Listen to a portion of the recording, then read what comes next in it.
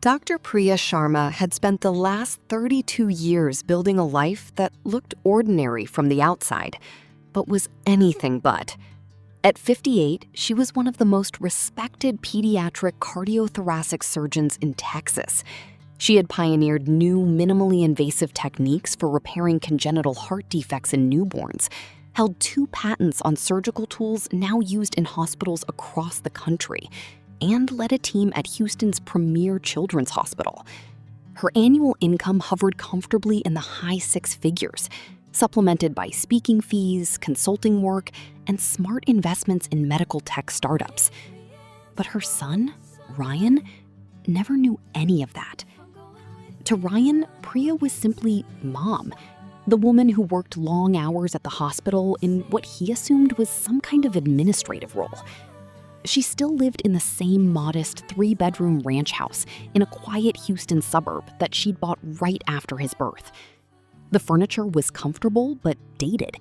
Her car was a reliable 10-year-old Honda CR-V. She shopped at Costco, cooked most meals at home, and her idea of splurging was buying good coffee beans. She had raised him alone after his father walked out when Ryan was 2. She never complained, never showed off, and never corrected his assumption that she was just another overworked hospital employee scraping by. She turned back to Priya. "So Priya, what do you do for fun? Any travel, hobbies?" Priya shrugged. "I cook, watch some TV, take walks in the neighborhood park. Simple things. I don't get out much." Victor laughed. "Simple is good. But you should see the world while you still can. We just got back from Aspen. Skiing, of course." The condescension flowed freely. They talked about their second home in the Keys, Lauren's upcoming brand deal with a luxury handbag company, and how important it was to surround yourself with success. Halfway through dessert, tiny, expensive chocolate sculptures with edible gold, Cassandra grew serious. "Priya, now that we're all family, we should speak openly. Ryan is married to our daughter. They have a certain image to maintain, a lifestyle. We love Ryan, truly, but we worry about added pressures." Priya looked up innocently. "Pressures?" Cassandra sighed theatrically. "You live alone, on a limited salary. It's natural for Ryan to feel obligated to help you. We don't want that stress affecting their marriage. So we've discussed it. We're prepared to offer you a monthly allowance, say $800 or so, to make your life more comfortable. In return, we ask that you give the children space. Don't call too often. Don't expect them to drop everything when you need something minor. Let them build their future without burdens." The table went silent. Fine. If they wanted to see a simple mother, she would give them exactly that. Saturday evening arrived. Priya pulled out the oldest clothes she owned, a faded navy cardigan with a small hole near the cuff, a plain beige blouse, loose black pants that had seen better decades, and sensible worn flats. She tied her salt and pepper hair into a simple bun, skipped makeup except for a touch of lip balm, and carried her oldest leather purse, the one with the fraying strap she'd meant to replace for years. She looked in the mirror. She looked tired, frugal, and forgettable. Perfect. She drove her old Honda to the valet at Ocean's Edge. The restaurant sat on the top floor of a sleek downtown tower, offering panoramic views of the Houston skyline glittering against the Texas night. Prices weren't listed on the menu. If you had to ask, you couldn't afford it. The hostess led her to the private terrace table. Ryan stood up first, eyes widening at her appearance. "Mom, you made it." His voice was strained.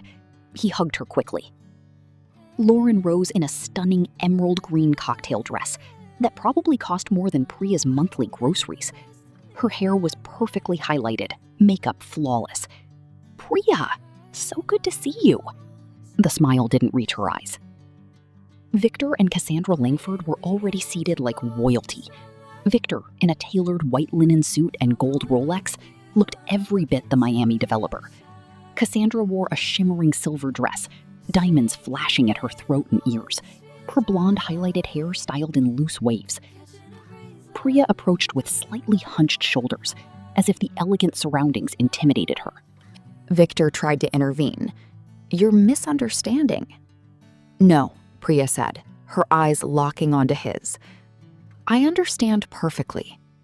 Let me tell you who I really am." She turned to Ryan first. "Beta, I never told you because I didn't want money to define us. But it's time." The entire table stared. "I am Dr. Priya Sharma. I am a board-certified pediatric cardiothoracic surgeon. For over 25 years, I have performed complex heart surgeries on newborns and children, operations that last 8 to 12 hours. I have saved hundreds of lives. I hold patents on surgical instruments used in hospitals worldwide. I teach residents, publish research, and consult for major medical device companies." Ryan's mouth fell open. "Mom, what?" "I don't need him worrying about money," she would tell herself. "I want him to focus on his own dreams." Ryan was now 31, a decent software engineer with a kind heart. 6 months ago, he had married Lauren, a lively social media influencer with over 400,000 followers on Instagram and TikTok. Lauren's content revolved around luxury lifestyle, fashion hauls, travel vlogs, and manifesting abundance.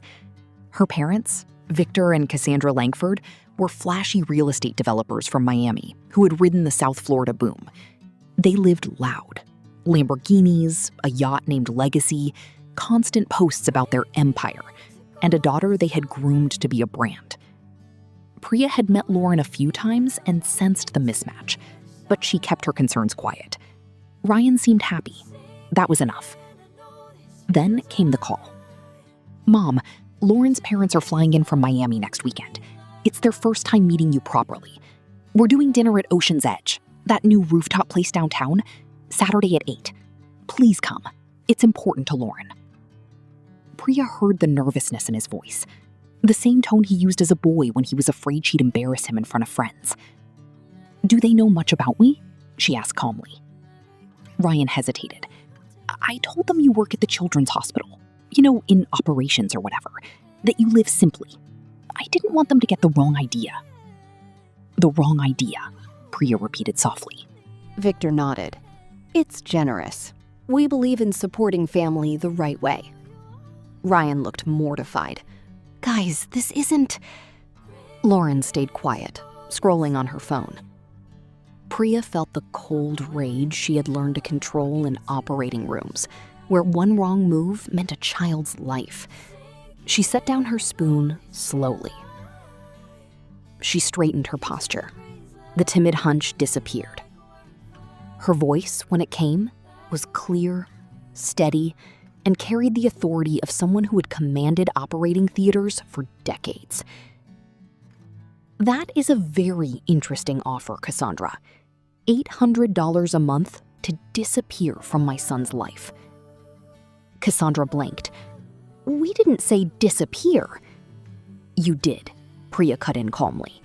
"You spent the entire evening calculating my worth, measuring me by my clothes, my car, my supposed salary.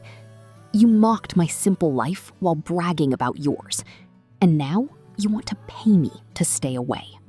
Victor extended a hand. "So you're Ryan's mother. Nice to finally meet you." His grip was limp, dismissive. Cassandra gave her a quick once-over, taking in the cardigan, the old purse, the sensible shoes. "Charmed," she said, her voice dripping with false sweetness. Priya sat at the end of the table. No one helped with her chair. The waiter brought menus. Priya pretended to study hers with visible confusion. "Oh dear," she murmured. "So many French words. I usually just eat at home."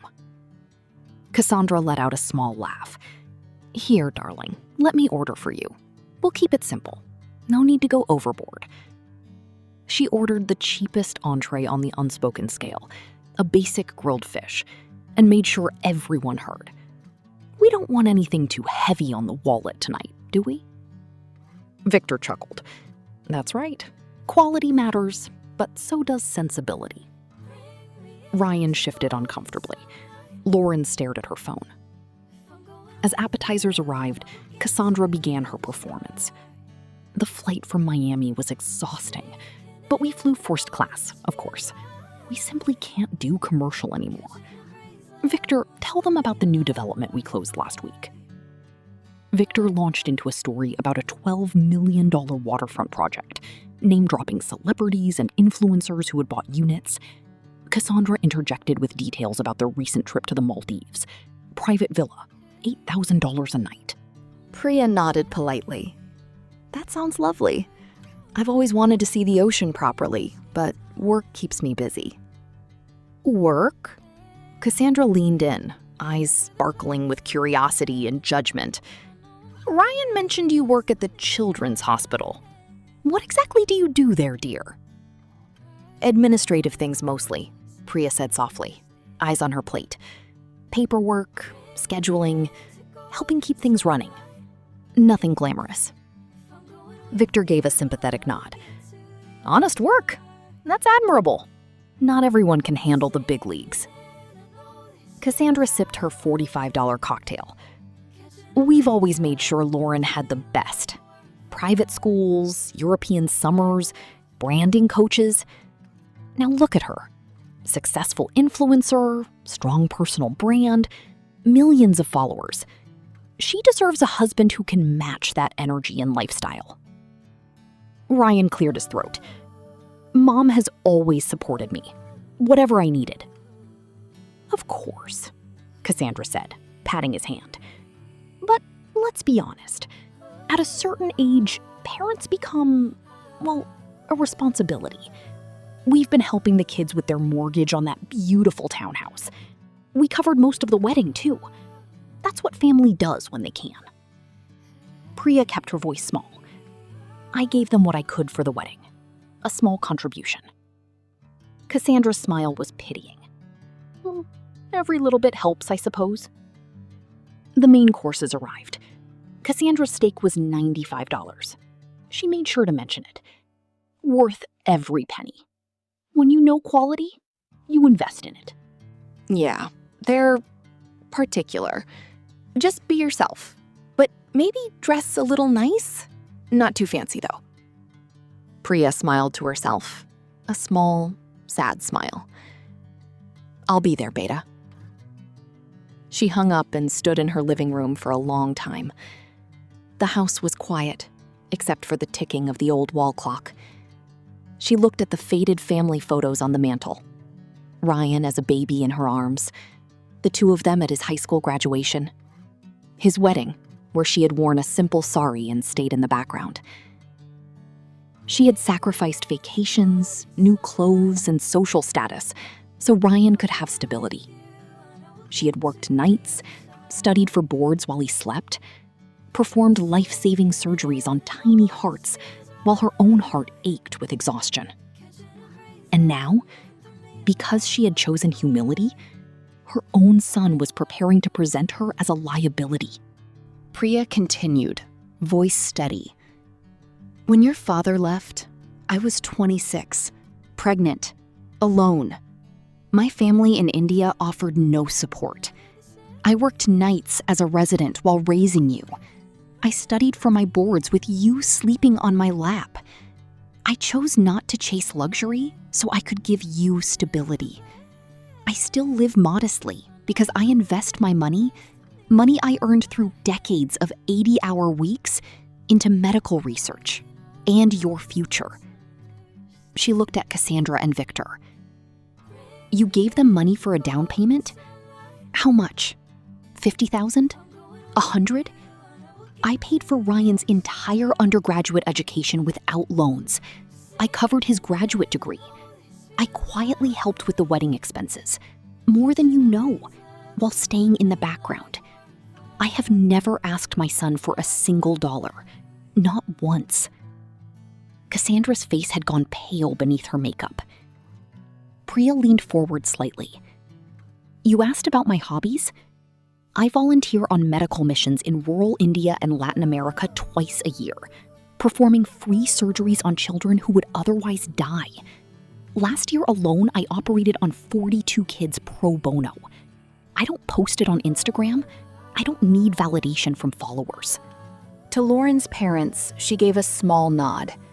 "I wish you all the best, truly. But remember, the world is bigger than your lifestyle posts, and real success doesn't need to announce itself every 5 minutes." She walked away from the table with her head high. The old cardigan suddenly looked like armor. Ryan caught up with her at the elevator. "Mom, why didn't you ever tell me?" Priya smiled gently, the same smile that had comforted him through childhood fevers and teenage heartbreaks. "Because I wanted you to love me for who I am, not what I could buy you. And because true strength doesn't need to shout, it just needs to endure." In the weeks that followed, everything changed. Ryan began visiting more often. He helped repaint her living room. Lauren's content slowly shifted. Less luxury hauls, more thoughtful posts about family, hard work, and hidden heroes. She even asked Priya to appear in one video about unsung mothers, though Priya politely declined. She turned to Lauren. "And you, dear, I have nothing against influencing or beautiful things, but real value isn't measured in likes or handbags. It's measured in what you build when no one is watching, what you give when it costs you something." Victor cleared his throat.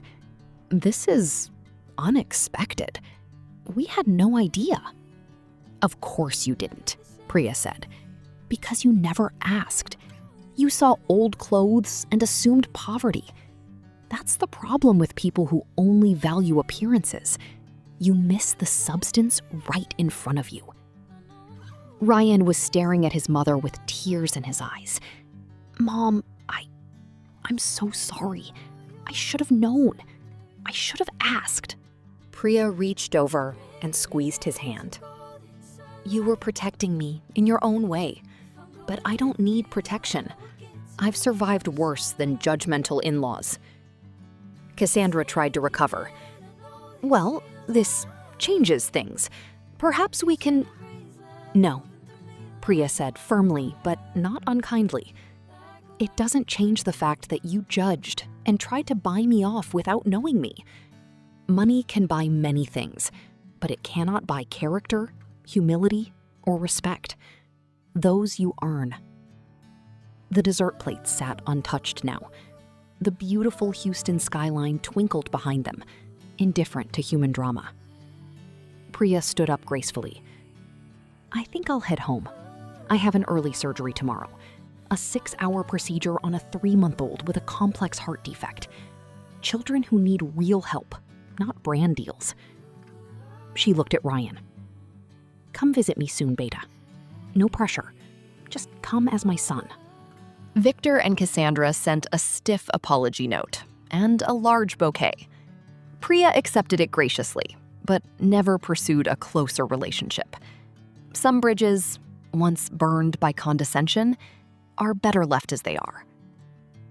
Years later, when Ryan and Lauren had their first child, a baby girl with a small heart murmur, Priya was in the operating room, leading the team that repaired it successfully. She held her granddaughter afterward, whispering the same lesson she had lived by. Work hard. Stay humble. Let your actions speak louder than any bank account or Instagram post ever could. And in the quiet moments, Priya still drove her old Honda, cooked simple meals, and lived in her modest house. Because true wealth had never been about showing off. It was about never needing to.